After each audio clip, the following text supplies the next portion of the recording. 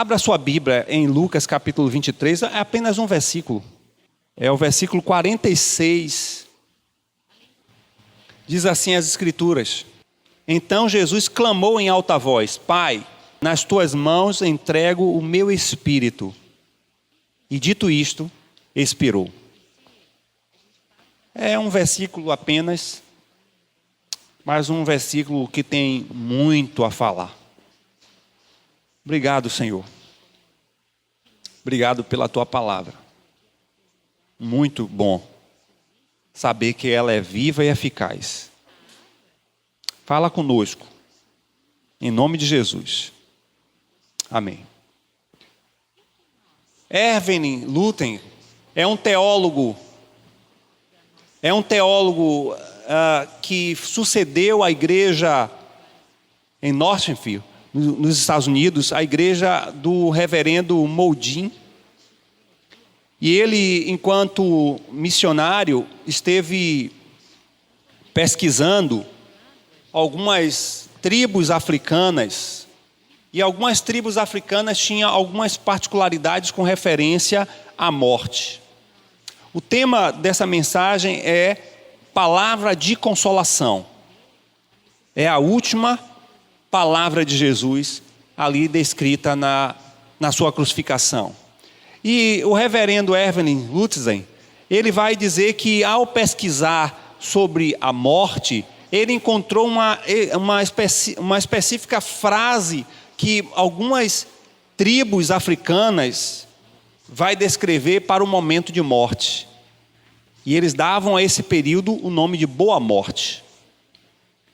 Eu creio que de uma forma ou de outra exista uma correlação com a festa da Boa Morte que existe aqui em Cachoeira, no recôncavo da Bahia, que é uma manifestação muito antiga, cultural, e já tive presencialmente lá, né?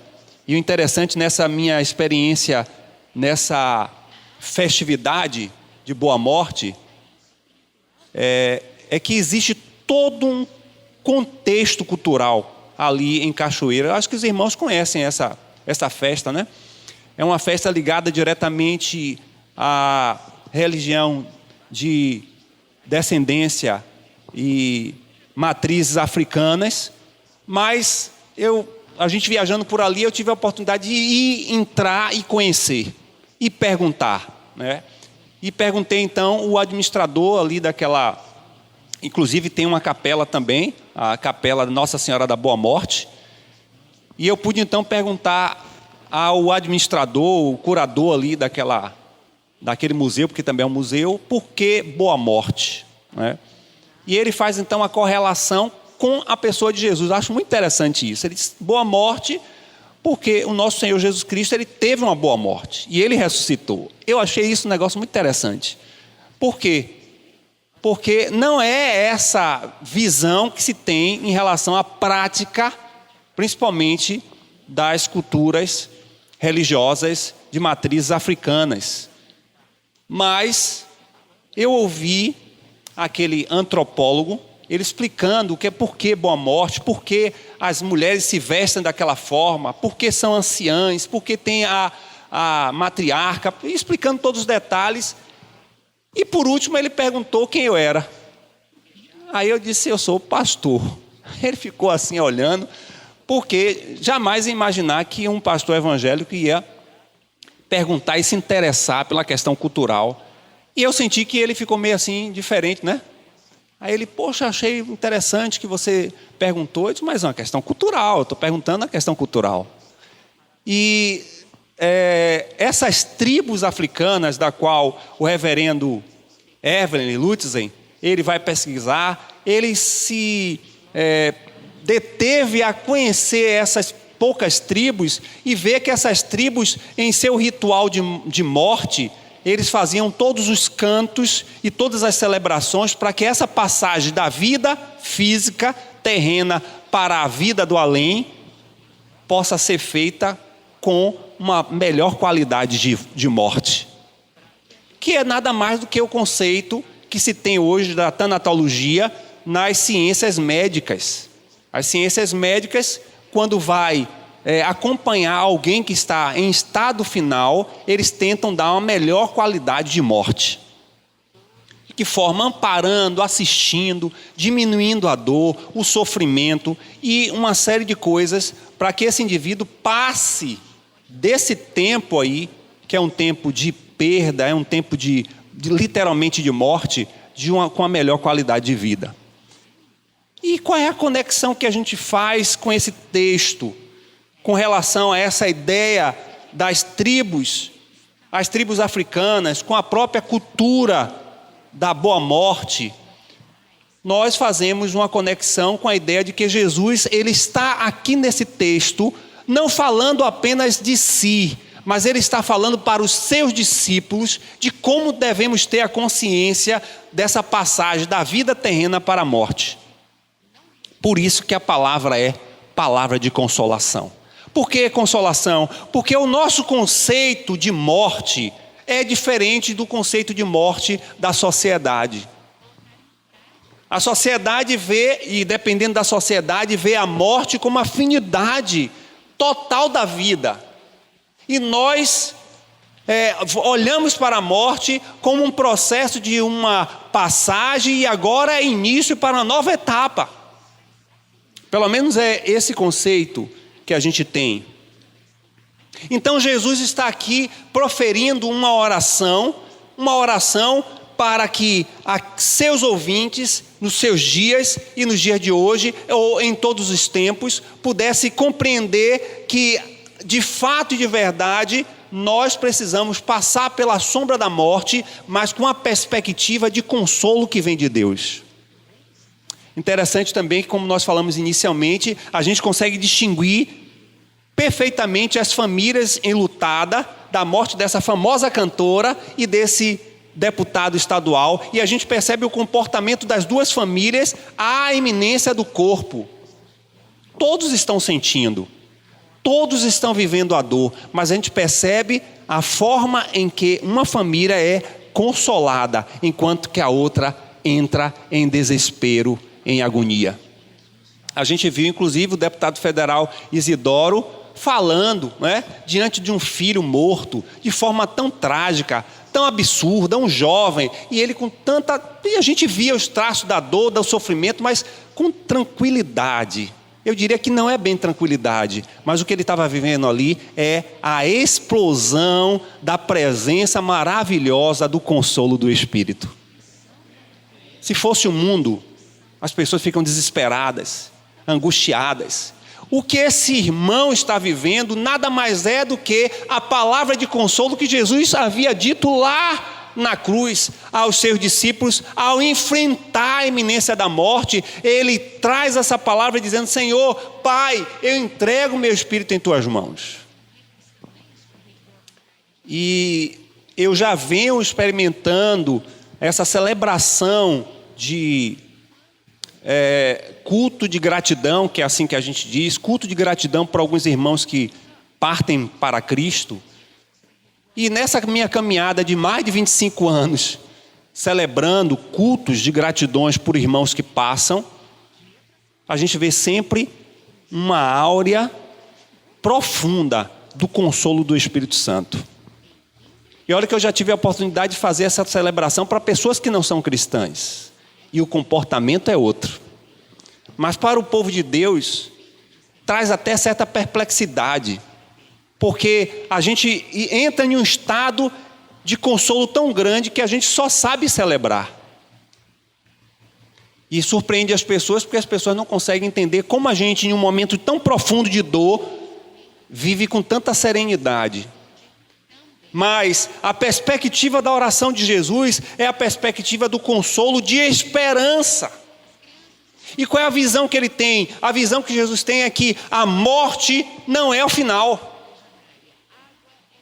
E é interessante que essa palavra profética, que já foi lida nessa liturgia, está lá em Salmo 31, ele vai falar no versículo 5, a mesma expressão de forma profética pelo próprio salmista Davi. Ele vai falar que profeticamente o Senhor Jesus entregaria o seu Espírito, e se você for olhar no versículo 31, no capítulo 31, versículo 5, ele vai falar: e venha remir o meu corpo. Mas aqui Jesus não fala isso. E aí vai uma dica muito teológica aqui. A dica é que lá em Salmos, Davi se compara, e ele é um tipo profético de Jesus. Ele vai falar: a ti entrego o meu espírito e vem me remir. Remir a Davi, porque Davi era pecador e Jesus não era pecador, então ele exclui essa palavra, venha me remir. Ele simplesmente vem e diz: entrego, Pai, em tuas mãos o meu espírito. Lá, Davi diz: entrego o meu espírito em tuas mãos, vem me remir.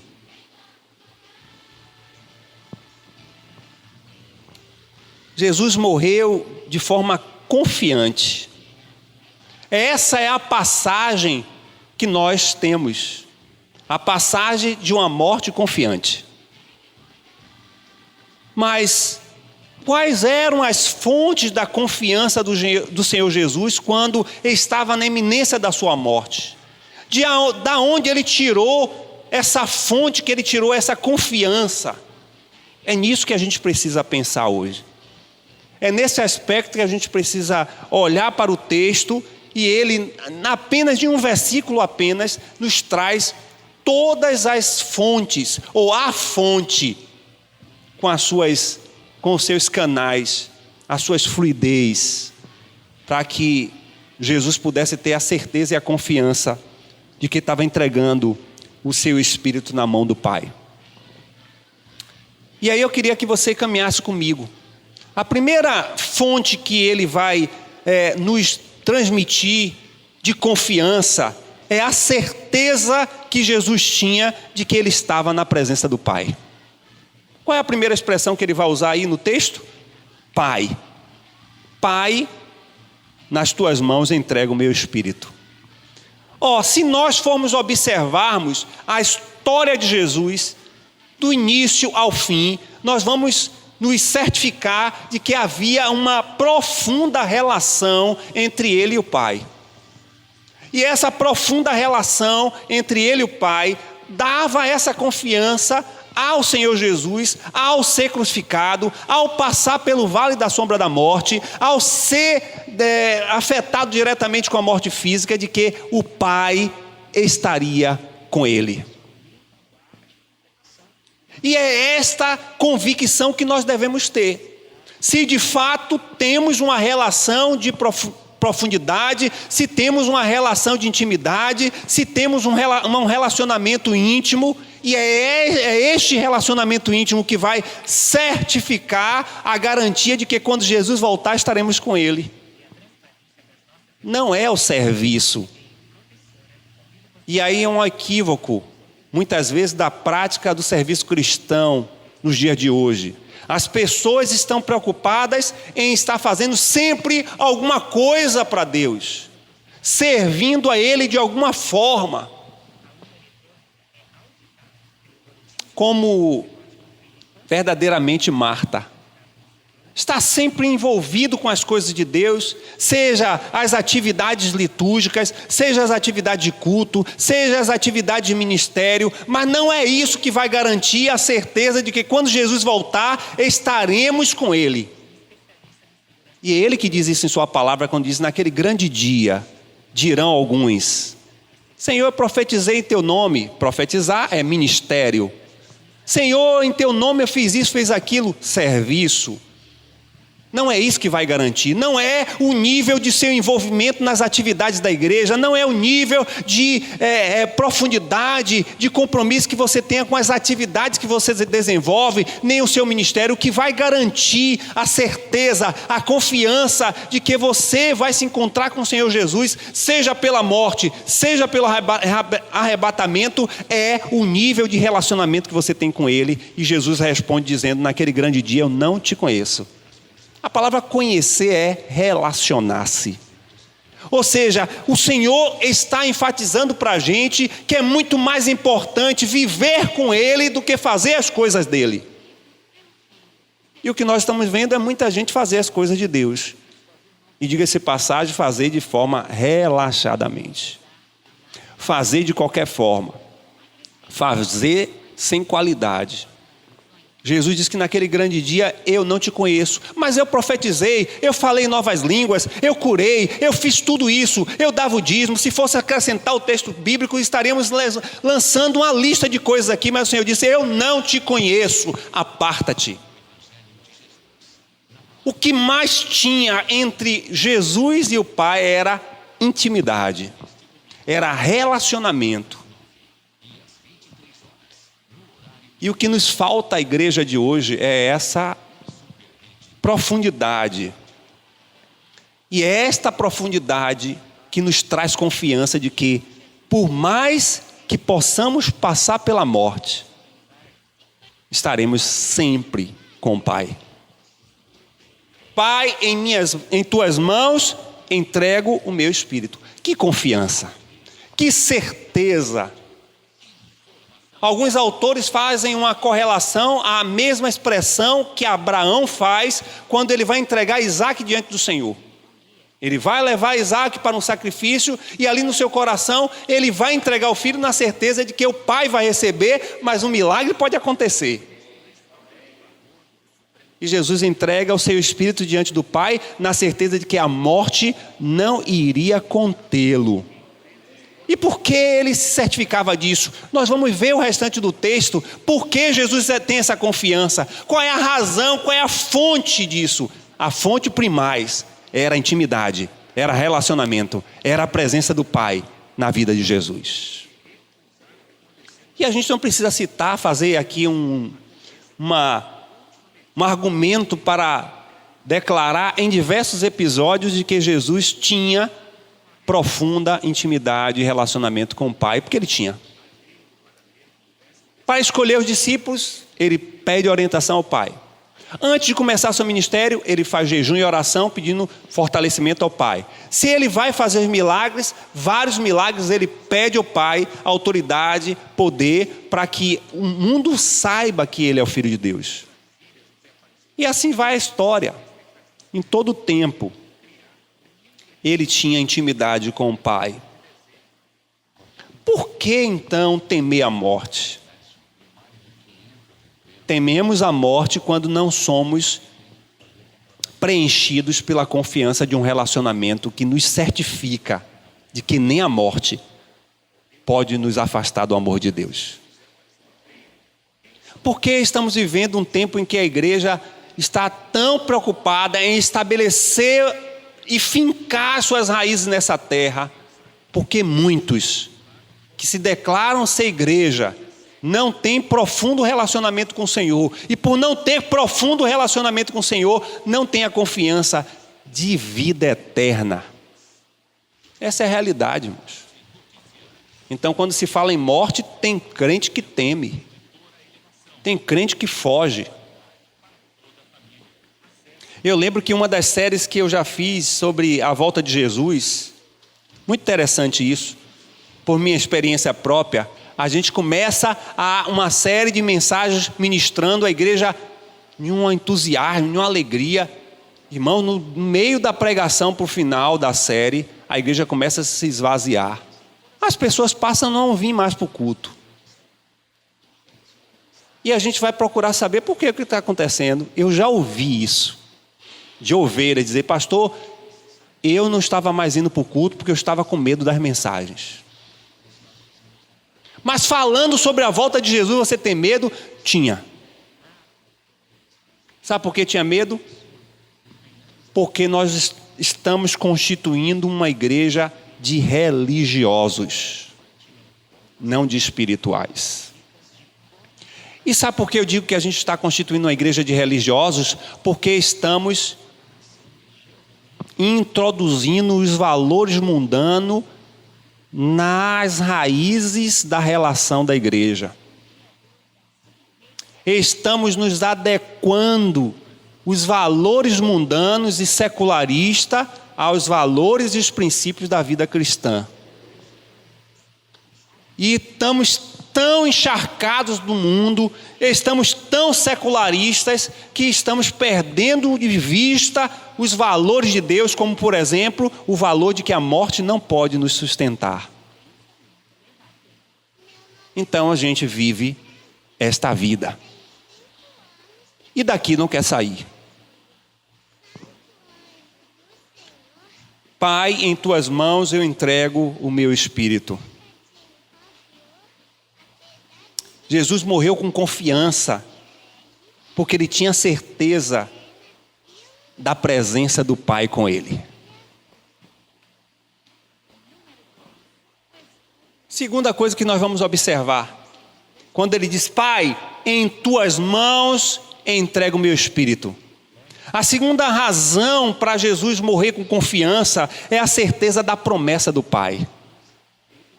E qual é a promessa do Pai? Que Jesus morreu confiante, porque o Pai havia pré-estabelecido de forma profética de que a morte não poderia prender, paralisar o seu filho.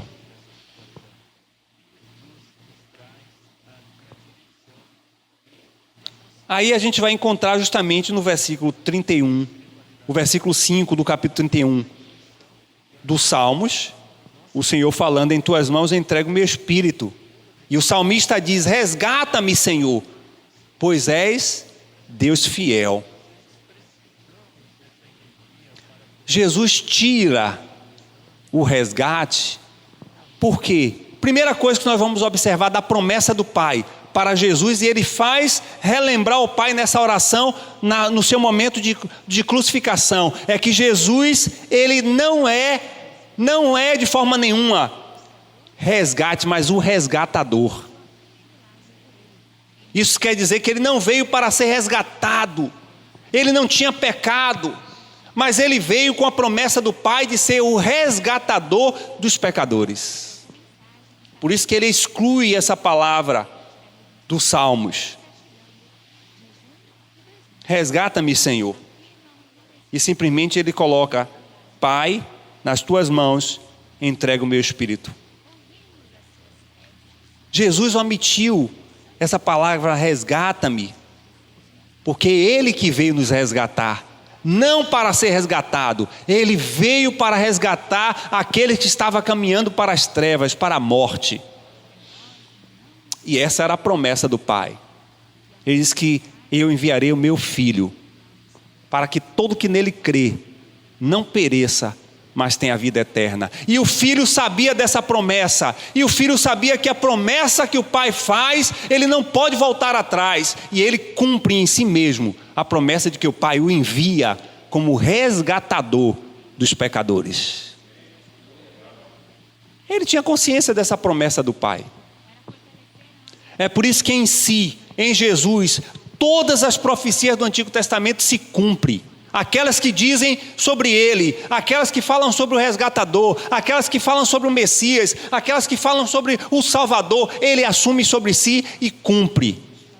Porque ele estava na eternidade quando o Pai o projetou, quando o Pai o planejou, quando o Pai pensou. Porque ele diz, escrevendo através da leitura de Paulo aos irmãos ali em Roma, ele diz que antes da fundação do mundo ele já havia nos salvado.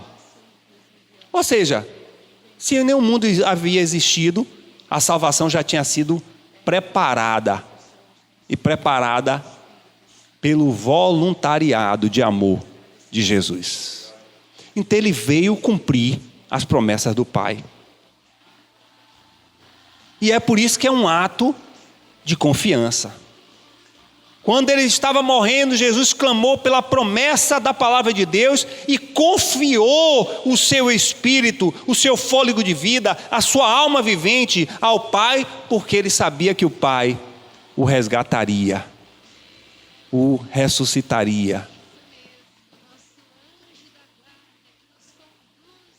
Enquanto vivermos, enquanto estivermos nessa terra, enquanto caminharmos na jornada da vida, nós precisamos compreender quais são os propósitos de Deus para as nossas vidas.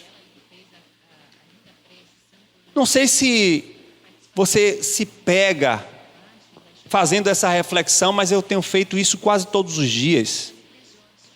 Como os dias estão passando tão rápidos. Tem hora que eu me paro e penso, meu Deus, já passou praticamente o dia de hoje, o que é que eu fiz? Quais eram os teus propósitos para esse dia que não volta mais? É um dia que passou.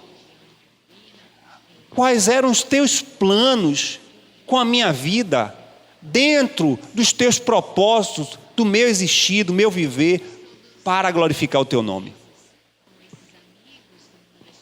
Parece que ontem estávamos aqui.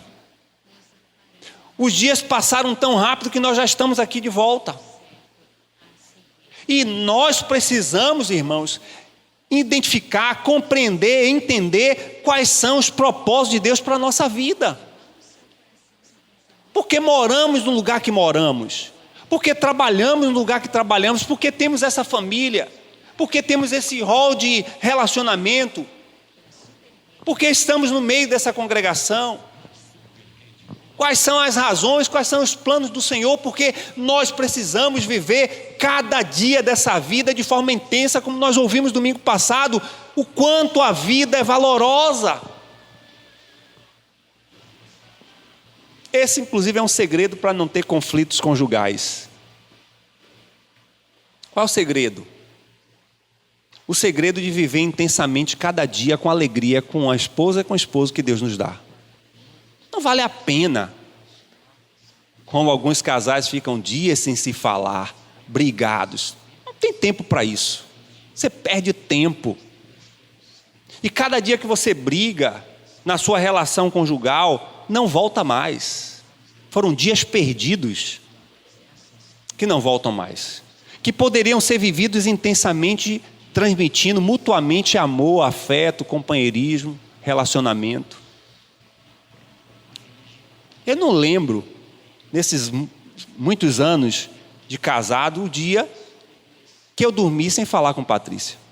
Não perco tempo com isso. E não é porque eu sou bom, não. E não é porque ela é boa, mas é porque a gente tem um conceito de que nós precisamos viver a nossa conjugalidade com intensidade e propósito. Deus me uniu a ela e ela a mim para que a gente fique emburrado, brigando. Não, esses não são os propósitos de Deus.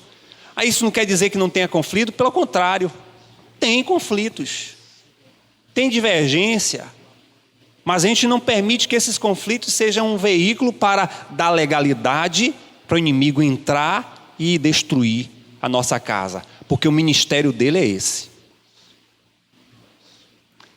Mas a gente vive cada dia, muitas vezes até entristecidos pelo contexto da sociedade, é fato. Tem dia que a gente acorda muito entristecido pelo contexto. Essa morte desse rapaz, esse deputado, não conheço, não sei nem quem é, mas eu fiquei muito triste.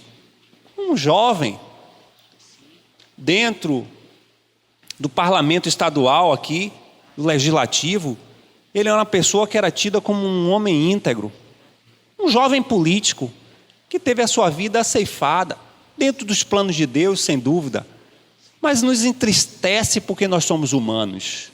Imagine o pai, a mãe, os irmãos, aquela instituição. Então a gente pode viver, sim, momentos de tristeza, mas não viver tristes. Por quê? Porque nós temos promessa. E tem esse jargão, né? Não tem esse jargão aí pentecostal? Quem tem promessa de Deus não morre? Quem tem promessa de Deus vive as promessas de Deus intensamente todos os dias. E aí você, ao acordar amanhã, porque hoje nós já estamos no dia de curso, amanhã ao acordar, você levante e certamente você vai glorificar o Senhor, dependendo de onde você mora, pode ser com canto de passarinho. No meu caso, eu tenho esse privilégio de estar cantando e já acordo, Senhor, muito obrigado pela vida, pelo respirar. Qual é o teu propósito para o dia de hoje? E viva intensamente a sua relação com Deus, viva intensamente a sua relação com a sua família, viva intensamente a sua relação com seus irmãos, porque para isso nós precisamos viver valorizando a vida. E mesmo que essa vida, essa jornada nos ofereça pedras, pedregulhos, dificuldades, enfermidades, perdas, vamos viver mais leve. Vamos viver mais leve.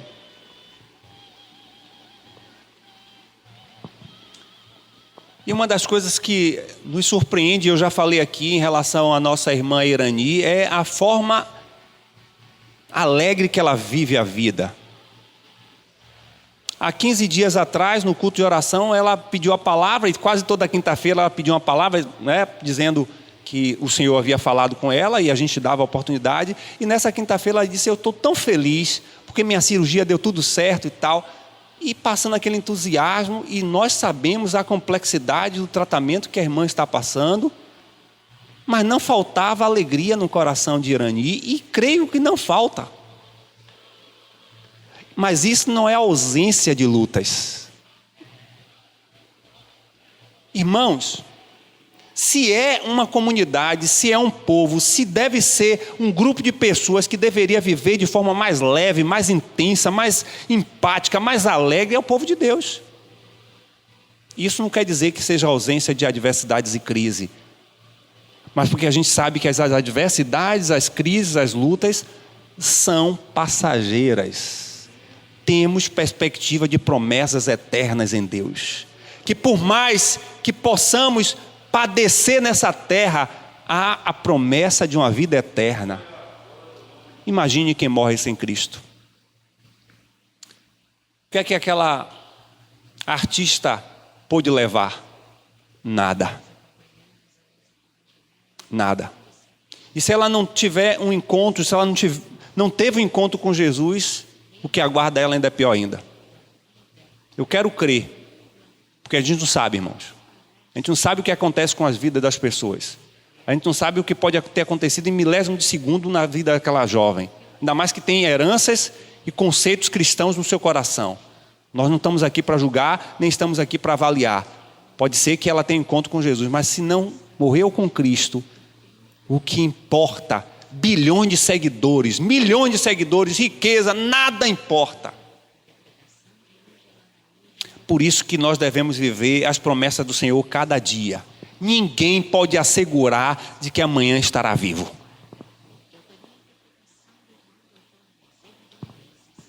Terceiro ponto. Pai, em tuas mãos. Irmãos, a confiança que Jesus tinha ali naquele momento de dor, de sofrimento, antecedendo a sua morte, é que ele estava nas mãos do Pai. A minha pergunta é: existe lugar mais seguro? Existe, irmãos? O salmista vai nos falar isso. Ele vai nos dizer no Salmo 91, que eu gosto muito disso, e eu faço na minha oração esse salmo, eu digo: Senhor, me põe no esconderijo do Altíssimo. O esconderijo do Altíssimo é lugar seguro. Mas não é seguro apenas na perspectiva dessa terra, da segurança pública. É um lugar seguro de vida eterna. E a confiança que explode o coração de Jesus é que o seu Espírito estava na mão do Deus Altíssimo, que fez céus e terra, Criador de todas as coisas, que não está limitado a nada, mas é o Senhor da vida. Ele estava seguro nas mãos do Deus Altíssimo, que os judeus vão dizer que é El Shaddai, que é todo poderoso. Por que então essa palavra é uma palavra de consolo para a gente? É uma palavra de consolo porque é neste lugar que o nosso espírito está. Não é isso? O apóstolo Paulo vai dizer que o Espírito Santo de Deus testifica com o nosso espírito. Portanto, irmãos, nós não sabemos o que vai acontecer conosco nessa jornada de vida. Nós estamos vivendo dias terríveis. Doenças que aparecem do nada. Doenças malignas. Que têm diagnósticos avassaladores. Que não tem tecnologia nem ciência nenhuma que vá reduzir, diminuir, alterar diagnósticos que vêm dando finitude às nossas vidas. Mas isso não deve tirar a nossa certeza, a nossa confiança, a nossa fé, de que a nossa vida está nas mãos do Senhor. Parece até redundante simplista até em dizer isso, mas é bom trazer a nossa memória nesses dias que nós estamos vivendo e que nós estamos as nossas vidas na mão do Senhor. E enquanto viver, a cada passo que a gente dá, a cada projeto que a gente pensa, a cada ação que a gente vai desenvolver, a gente precisa lembrar disso. É o lugar mais seguro do mundo. Para quem viveu em primeiro mundo, em país de primeiro mundo, uma das coisas que a gente mais avalia é a questão da segurança pública. O fato de você sair, andar de celular, que as pessoas não vão pegar, que não vai te assaltar, dá um senso de tranquilidade maravilhosa. Isso é o que vai mais assim, pesar para alguém que quer viver fora de um país. E isso muitas vezes é o que está pesando também muita gente boa sair do nosso país para ir para outros países, porque nós não temos segurança, nem com a nossa vida, nem com nossos bens, nem com as nossas famílias. A gente sai e não sabe se volta.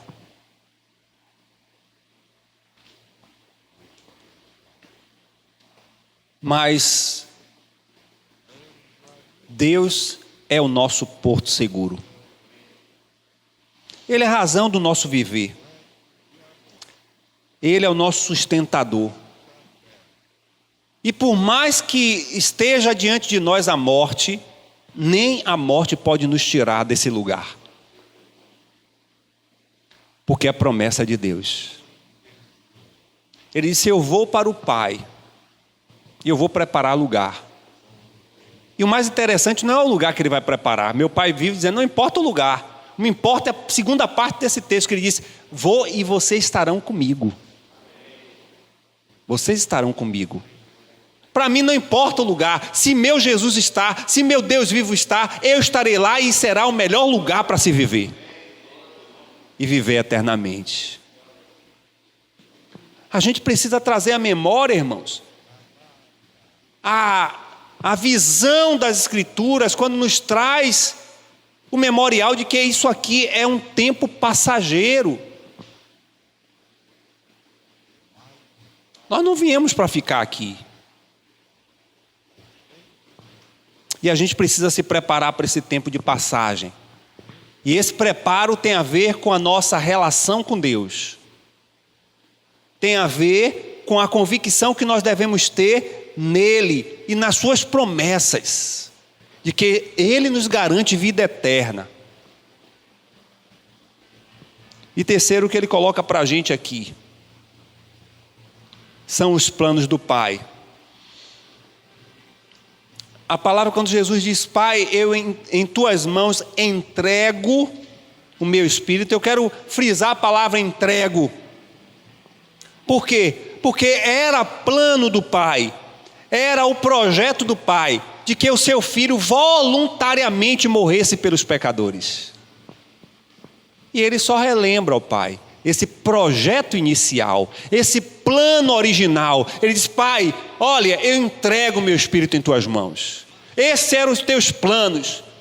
Não foram eles que me mataram, não são os meus pecados, porque não tenho, sou eu que me entrego.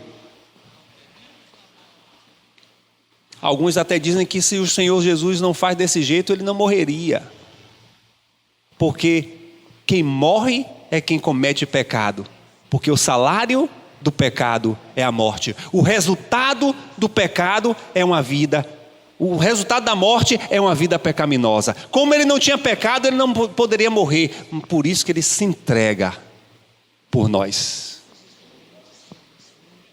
Isso me traz diversas reflexões. A primeira é a consciência de que eu não tenho nenhuma ingerência disso. Não, Jesus morreu por mim porque eu sou uma boa pessoa. Jesus morreu por mim porque eu pratico boas obras. Mais do que a obrigação. Ele se entregou porque ele estava cumprindo os planos do Pai.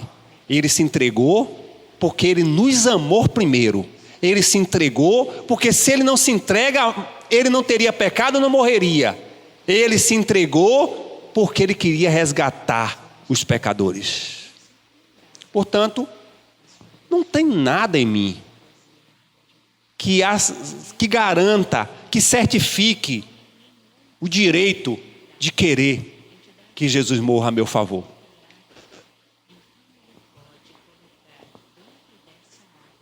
Portanto, a vida de Jesus não lhe foi arrancada pelos sofrimentos e pela dor. Jesus, ao seu tempo e ao seu modo, depois de completar o que vier a fazer, pagar o que vier a comprar e dizer o que vier a anunciar, cedeu, liberou, entregou a sua vida nas mãos do Pai.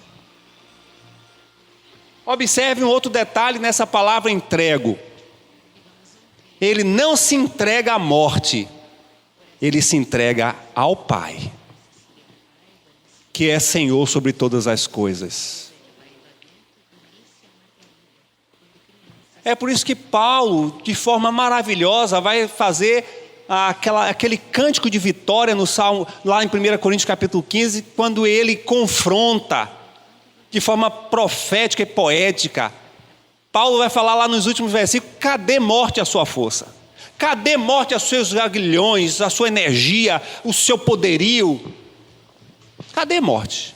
É satirizando. Paulo faz esse cântico profético e poético, satirizando a impossibilidade da morte resistir ao Deus da vida. E só um segredo de pé de ouvido para cada um de nós: nós adoramos a este Deus, que é Deus de vida, não de morte. A promessa que o Senhor tem para a minha vida, para a sua vida, é uma promessa de vida eterna. Certamente, se Ele não vier nos encontrar antes, morreremos. Seja uma fatalidade, seja por uma doença, seja por um acidente, seja por alguma coisa que aconteça. Mas a morte não será o fim. Pelo contrário, para a gente será o início da vida eterna. E isso é plano de Deus para a minha vida. Olha que grande privilégio você tem. Plano de Deus. É plano de Deus para a minha vida, para a sua vida, que nós não fôssemos retidos pela morte, mas fôssemos assegurados com confiança a vida eterna. Portanto, os planos do Pai era que seu filho se entregasse voluntariamente, não obrigatoriamente, não consequentemente por conta do pecado. Mas ele morreu para cumprir os propósitos do Pai, se entregando para trazer vida para cada um de nós. Isso é uma palavra de consolo. Isso é uma palavra que nos assegura a convicção de que podemos primeiro contar com a presença do Pai, de que podemos crer na promessa do Senhor, que Ele diz que nós estaremos com Ele na eternidade. Nós podemos caminhar na convicção da proteção do Pai. E a proteção dele é um lugar seguro. Um lugar onde nem a morte pode nos roubar de sua graça. E podemos confiar nos planos infalíveis que Deus tem para cada um de nós.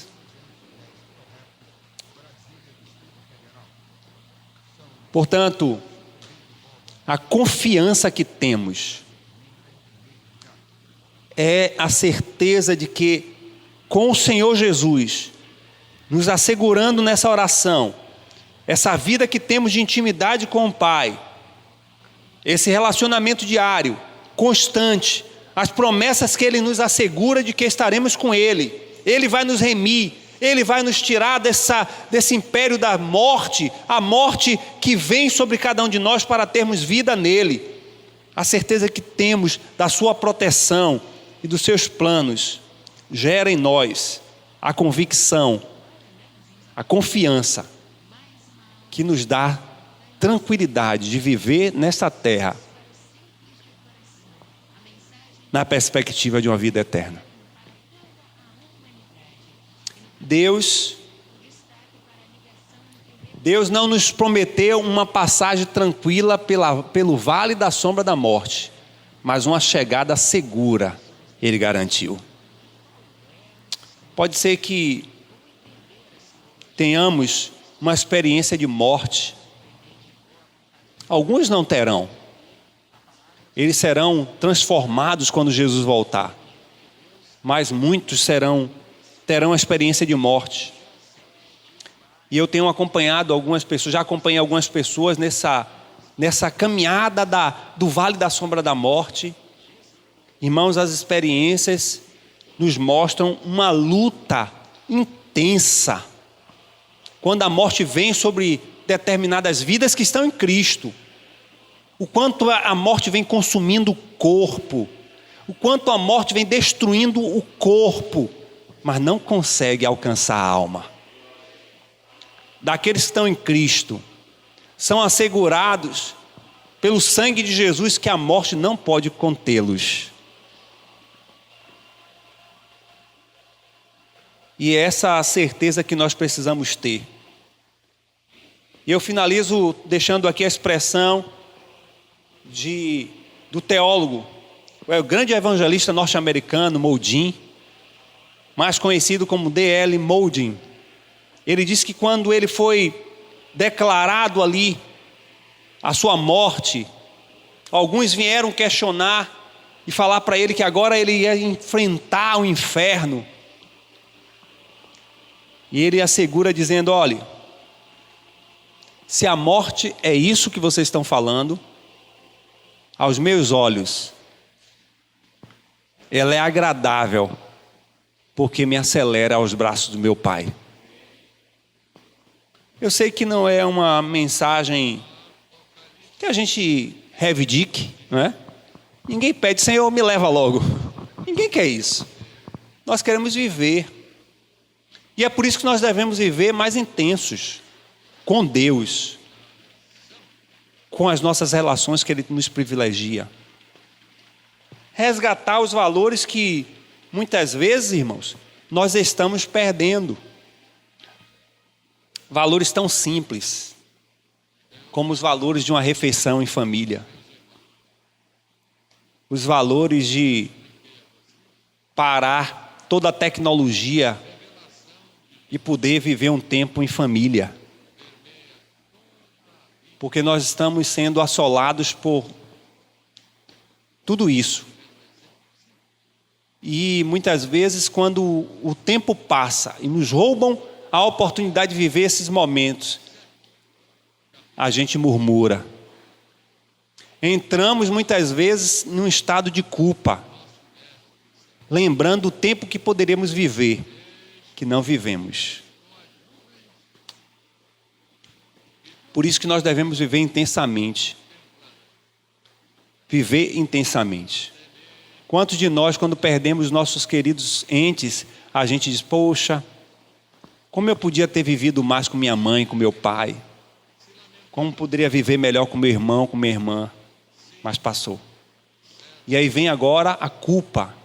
A culpa entra em um sistema depressivo que o indivíduo se vive escravizado pelas lembranças. Não mais lembrança de alegria, mas a lembrança de falta e de dor. Viva enquanto viver nessa terra intensamente com Jesus. E viva também intensamente com aqueles que o Senhor te privilegia.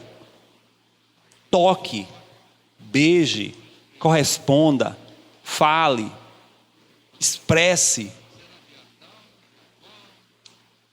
Eu lembro que meu pai não era muito chegado a abraços. Eu lembro pouquíssimos momentos. E olha que eu sou o filho mais novo. Meus irmãos, Zezé e Elias, devem ter sofrido muito mais do que isso, mais do que eu. Pai não era muito de abraço. Por mais que fosse uma pessoa simpática, ele não era muito de abraço. Ele não teve o afeto de pai. E como nós não temos escola para pais e mães, a gente vive essa escola do dia a dia, ou a gente aprende com as nossas com os nossos pais e tenta fazer diferente. E creio que esse é um grande problema da sociedade de hoje, principalmente no que diz respeito a bens materiais. Muitos de nós não tivemos muita coisa, então a gente quer dar aos nossos filhos tudo. E eles não sabem o que é serem frustrados, eles não sabem o que é não ter, porque a gente quer viver o que a gente não quer dar a eles o que a gente não viveu. E isso muitas vezes prejudica. Ele não sabia o que era um abraço. Então tinha dificuldade. Muito machista. Abraçava ele, todo. Mas quando a doença chegou, eu disse para mim mesmo, eu vou fazer isso por mim. E Patrícia sempre dizia, olha, abraça seu pai, fale o que tem que falar, porque ele vai partir. E hoje eu falo aqui para os irmãos sem nenhum dor de nada. Porque eu vivi aquilo que eu estava retido, expressei, amei, beijei. Naquele tempo de enfermidade. O que eu quero dizer com isso é que você viva intensamente enquanto há vida. Valorize isso. Fala para o filho, para a filha, para o marido, para a mulher. Se genuinamente sente o quanto ama, o quanto é especial. Toque. Se é para comprar flor, compra agora. Se vai fazer um jantar diferente, faça já. Se quer fazer uma nova viagem, faça, não deixa nada para amanhã. As coisas que você pode fazer dentro do planejamento, dentro do seu orçamento, faça e viva intensamente, porque ninguém pode se garantir de que amanhã vai estar vivo. E quando as pessoas passam, fica a dor, a saudade de não ter vivido. Não sei. Creio que essa parte final já não está dentro do meu esboço. Já não era parte daquilo que Deus havia falado no meu coração para compartilhar com os irmãos. Isso é compartilhar da minha vida, da minha alma com os irmãos. Por isso que quase todos os dias eu beijo Isabelle quando ela vai dormir. Ela vem e beija, bença meu pai, bença minha mãe. Eu preciso viver intensamente isso com ela. Por isso que eu digo para ela, ela está aqui, eu digo, minha filha, eu te amo, você é uma filha especial, você é bênção na minha vida. Eu preciso dizer isso, porque faz bem para mim. Eu vivo intensamente isso. Viva intensamente isso com seus irmãos. Viva intensamente isso com sua família. Eu lembro que uma das primeiras vezes que a gente uniu a família para um dizer que o outro se amava, foi parecendo que estava quebrando umas muralhas, irmãos. Uma família tão próxima e íntima, mas um irmão não se aproximava do outro para beijar, para abraçar e dizer que amava. Quando nós fizemos isso, foi a família quebrando aqueles grilhões, sabe? Vocês sabem o que é que eu estou falando. Eu creio que alguns irmãos aqui, alguns estão em casa, também vivem isso. Então não espere não, tome a iniciativa, faça. Vá até a pessoa, diga que ama, quanto especial, faça o que tiver de fazer. Quer comprar um presente, compre, não deixa para outro dia, dentro daquilo que é de sua possibilidade, faça o que tiver de fazer. Porque esse tempo é passageiro. Vamos valorizar a vida enquanto tivermos vida. E vamos lutar pela vida. Né? E aí eu quero finalizar realmente dizendo para todos nós homens, nós estamos vivendo o mês azul, né, dos homens. Irmãos, não vamos perder as nossas vidas porque a gente não passou por uma revisão médica, por causa de machismo, por causa de um exame que é o mais preventivo exame que nós temos contra câncer de próstata, por conta de ideologia, de machismo. Não, nós não vamos deixar de ser homem por ter passado por um exame. Agora a gente vai deixar de ser homem sim, quando a doença nos levar por conta de negligência. Então vamos nos cuidar, vamos marcar o médico. Né? A gente homem tem uma certa dificuldade para ir para médico, mas vamos nos ajudar, né? Vai estimular uns aos outros, mas vamos fazer o exame. Vamos ao médico fazer uma revisão, um check-up total. Por quê? Porque enquanto tivermos vida, nós vamos morrer, porque é tempo de Deus. Ele disse que Ele contou nossos dias. Se Ele contou os nossos dias, não vai ser a mais nem a menos o dia que Ele vai nos chamar. Mas enquanto for o dia certo, eu vou viver pela vida e vou lutar pela vida. Amém? As nossas irmãs não vão para o médico? Por que a gente não tem que ir? Só vai quando estiver doente, na última? Não, vai, tem que ir para o médico todo ano. Passou dos 40, tem que ir para o médico. E não importa qual exame que vai fazer. Ah, não, porque os homens sempre têm uma açaí, né? Tem o PCA, né, que chama? PSA tem irmão, quem vai dizer é o médico. O médico vai dizer qual é o exame que você tem que fazer. Você tem que passar pelo médico. E olha que eu estou falando de homens aqui que já tem mais de 40. Amém, irmãos? Vamos nos cuidar. Obrigado, Senhor, pela palavra de consolo que o Senhor nos dá. E essa palavra que nos lembra que devemos ter confiança nas tuas promessas. E essa confiança deve ser acrescida e edificada como fruto de uma intimidade e um relacionamento que temos diário contigo. Não nos deixe cair na tentação, Senhor, de ter medo de morrer, de achar que vamos ficar eternamente nessa terra, porque não vamos. Nos ajuda a valorizar a vida e viver a vida intensamente para te glorificar primeiramente, de conhecer mais profundamente o Senhor e também viver com aqueles que o Senhor nos dá o privilégio de poder, enquanto passagem nessa terra, viver mais de perto. Não nos deixa perder tempo com aquilo que não é importante, que não é valoroso, mas que a gente possa valorizar as mínimas coisas. Muitas vezes não temos recurso, nem precisamos ir para um final de semana em um hotel. Basta sentarmos em um sofá e, como família, assistirmos um bom filme. São coisas simples que precisamos viver intensamente com os nossos familiares e contigo. Nos tira desse século ativista, de correria, esse século que não tem tempo para nada. Nos afasta, Senhor, também dessas coisas que estão roubando nosso tempo como família, nosso tempo de intimidade com o Senhor. São as redes sociais, são as diversas facetas que a internet tenta nos atrair, porque foi estrategicamente criado para isso. Nos faz controlar os nossos celulares, o acesso que a gente tem às redes sociais. Nos liberta, se for necessário, Senhor, das prisões de alguns que já estão viciados, presos, dirigindo suas vidas conforme o que se vê e o que se ouve nas redes. Não. Queremos viver intensamente com o Senhor e com os nossos amigos, nossos familiares, com os nossos irmãos. Vale a pena viver com aqueles que têm vida no Senhor. E glorificamos o teu nome por isso.